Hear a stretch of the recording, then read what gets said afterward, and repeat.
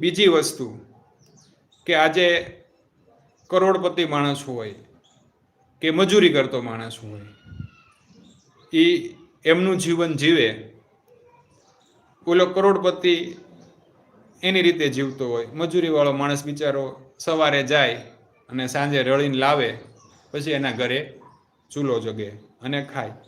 પણ છતાં ઊંઘ કોને હોય સારી?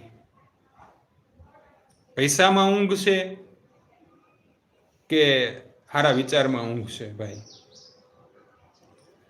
મારા હિસાબથી સુખી માણસ એ છે કે જેને ખાટલામાં હુવે ને એટલે ઊંઘ આવે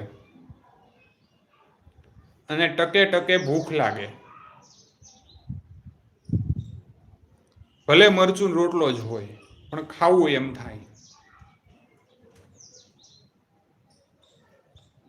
આ વ્યક્તિ સુખી છે.